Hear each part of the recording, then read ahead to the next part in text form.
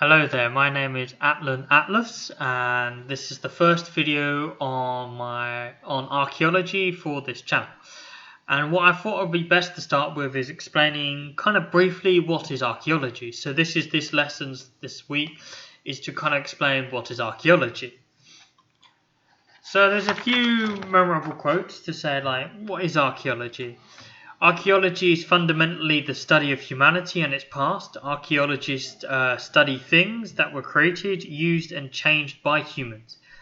Then they do this by studying the material remains, the stuff that we left behind, such as living tools, a simple hut, dwellings, a skeleton covered in gold jewelry, a pyramid that majestically rises from the desert floor. Sometimes archaeologists study contemporary societies in order to shed light on those that flourished in the past. Another could be that archaeology is a scientific study on the material remains of past human lives and activities. Again, these include human artifacts, from the very earliest stone tools to man-made objects that are buried, thrown away in the present day. Everything made by human beings, from simple tools to complicated machines, from the earliest house and temples and tombs to palaces, cathedrals, and pyramids. Archaeologists investigate the principal source of knowledge of prehistoric, ancient, and extinct cultures. Or, in short terms, archaeology is about interpreting the past through material remains. It's an idea that is in a sense, a modern discipline, but arches back throughout time. And archaeology derives from two words, the Greco-archaea, which means ancient things, and logos, which means theory and science. So the contents of this lesson is I'll explain the history of collecting in the past, then I'll go on to the antiquarians and the real start of archaeology and the rise of real museums, then the last antiquarian and the first archaeologist, and then a little bit about archaeology in the modern era, but I'll expand upon that in my next lesson. So, where did it start? Well, it's a collection of objects of history to interpret the past. Has been a practice for a long time, and as you can see on the image on the right, it's actually what's been considered to be the first museum, built by Nabonidus and his daughter, and they were the last dynasty of the Neo-Babylon Empire. So this is looking at a site that's about 1,500 years old. So this is during the Iron Age, and what this emperor, this king, did was he dedicated a museum in his ziggurat, so palace, or near to the ziggurat, as you can see in the image. And it was a museum that had collections from the past, so the ancient Mesopotamians and the first Babylonian Empire, which is again Bronze Age. So this is 1,000 years before even this time. So this is looking at 3,000 years ago.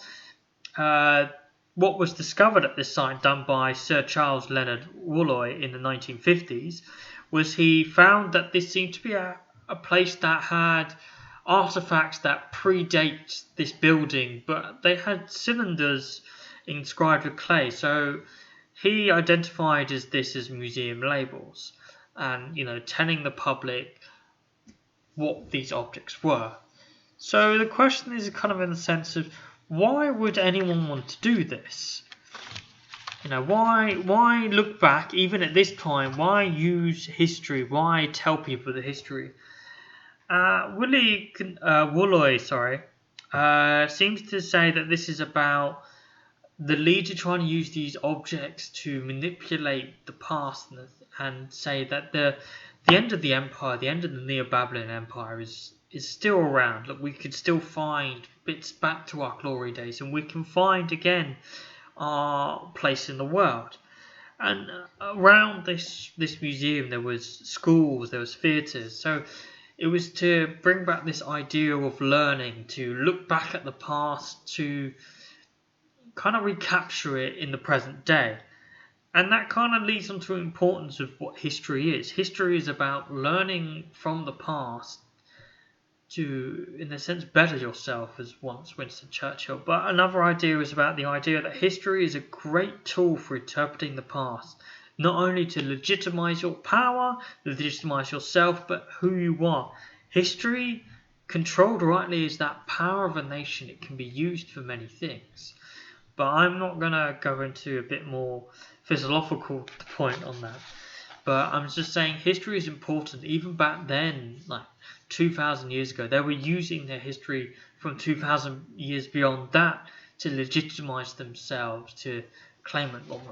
And it kind of goes on to the next slide, which is where the history of the discipline kind of starts, in the sense where museums come from, where archaeology is distributed. And it was actually coined in the 15th century by Lorenzo delle Medici, who is a banking, in a sense, he's head of the Medici family, which is a very powerful, wealthy banking family during this time.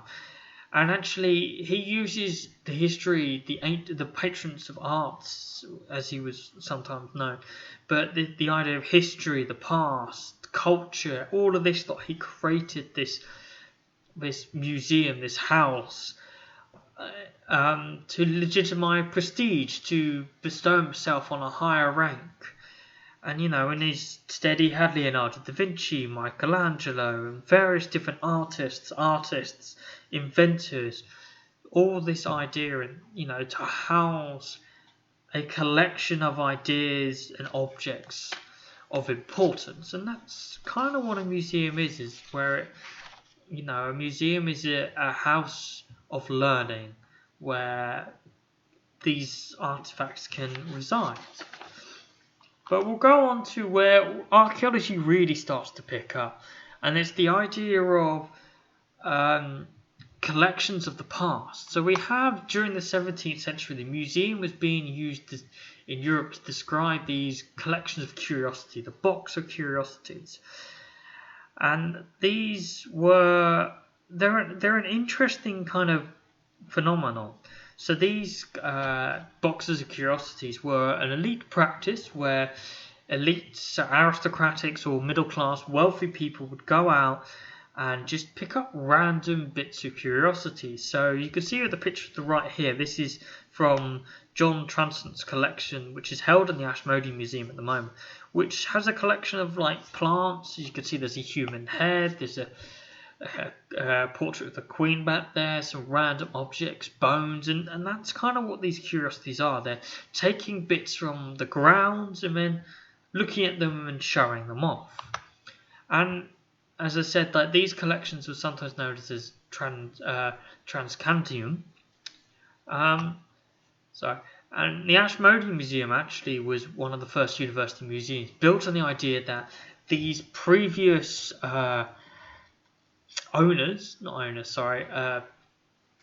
academics that were at the Oxford University used their wealth and their boxes, and when they died, to dedicate to the museum, to keep this idea of flowing intellectuals, keeping these objects all housed in one place for people to look at. And what I mean by people to look at this point, it's the rich and the powerful. And then this kind of leads on to how these were acquired. So this is why we're considered the age of antiquarists. So these are the precursors to archaeology. And essentially, antiquarians are people that dig up the past, don't really record it, but just looking for objects, to nab objects to show off. And as I said, these are nobles and the rich in the pursuit of the past. Yeah. Interesting enough, so this is a period during the 16th century to the 1900s. And it starts off people looking close to home. So in the case of Britain, it would be going out into the countryside and then digging it up and showing off these objects. But as the world starts to kind of globalize, the aristocrats would go out to the Mediterranean and take bits from there and bring it back home. Hence why you see in a lot of manor houses in Britain, there's a lot of Roman sculptures, Greek architecture, vases, pottery all over, while the middle class tend to do it because it costs a little bit less to dig home. And we have interesting characters that come up, and this is where this field of archaeology starts, and we understand where stratigraphy comes from, the use of the landscape to find possible archaeological sites, and that's really where it comes. And this, again, it wasn't a uniform discipline as archaeology is today, but this is where we get to see the rise of the museum starts to come up. So the idea of this public museum is often only accessible by the middle and upper classes. So they could gain entry, but for instance, for the British Museum, there can only be 10 people that can go around at a time, and you have to pay quite a lot of money. But things start to develop in the 19th century, in the 1800s, where this idea started to become free for all. So during this time, it started off that poor people, well, not poor people, lower classes could go on for a Sunday in the afternoon for 20 cents, go in and look at the past of the museum. But as the bit starts to go later in the day, it starts to become free for everyone to come and see the majestic objects of the past, of around the world. At this point, this is during the height of British Empire, so this kind of links into colonialism, where Britons are trying to show off how superior are, but let's look at it more in a sense. This is access for people to look at, and museums are viewed as agents of change and development. They mirror the events of society, but they are also instruments of progress, according to the attention to the events of the development of society. So by learning, by teaching, you can develop yourself even further, and one way is using a museum. As I've just pointed out there. And then we come to the last antiquarianists, and last antiquarians, and then the first archaeologists. So I've picked out two memorable ones for two different reasons. So we have Heinrich Schliemann. Heinrich Schliemann was a wealthy businessman from Germany who decided to make a mark on history. By doing so, he wanted to prove the two epic sagas of Homer, the Iliad and the Odyssey, all about the Trojan Wars, to say that these were truth. They weren't based on myth. And by using his wealth, he managed to persuade the Ottoman government at the time to excavate Troy, which he found lots of treasures and actually did found the city of Troy. However, his tactics were a little bit unorthodox if you're looking at it as an archaeological perspective, because he had masses of workers, but he used dynamite to blow his way down. So he just wanted to go straight down to that layer of archaeology that was there, but didn't care about the classical period, the Roman period, other periods that were sitting on top of what was the city of Troy. And he did the same in Mycenae, again using the influence that he had the Ottoman court.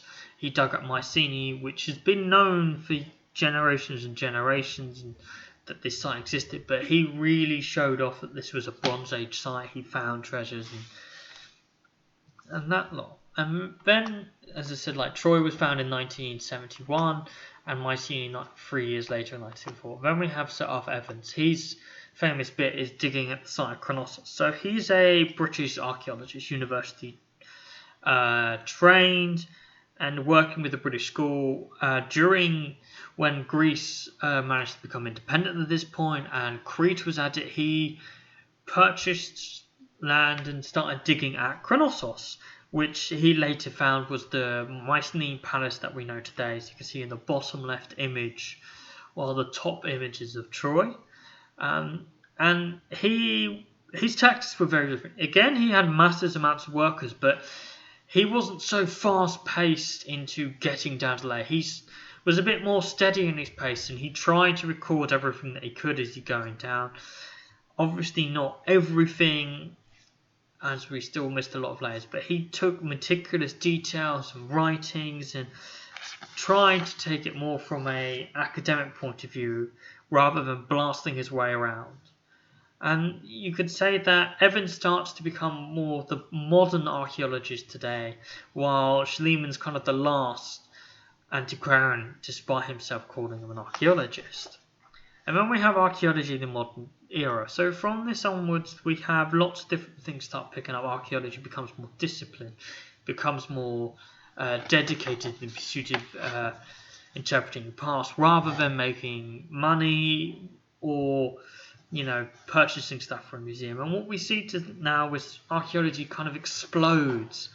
So from the 1920s, it's more of a classical archaeology looking, as well as prehistory archaeology, and then start more and more theories, ideas start to come up, and we have over 15 different subdivisions of archaeology, such as aerial photography, as you can see on the top. We have landscape archaeology, which is the middle image, and then battlefield archaeology at the bottom. But we also have maritime, osteology, settlement land archaeology, environmental archaeology, experimental archaeology, all these lots. And I'll expand on these in another video after I've also gone into a bit more detail about modern archaeology and what's happened in the development of the 1900s to about now, because it needs a longer video and more time to dedicate it. But I hope this video kind of explains explains kind of more about what archaeology is, and gives you a vague idea that archaeology is the pursuit of knowledge of the past through material remains, a scientific study. That's all from this lesson. I hope you enjoy it, and look forward to the next one, which should be within a week.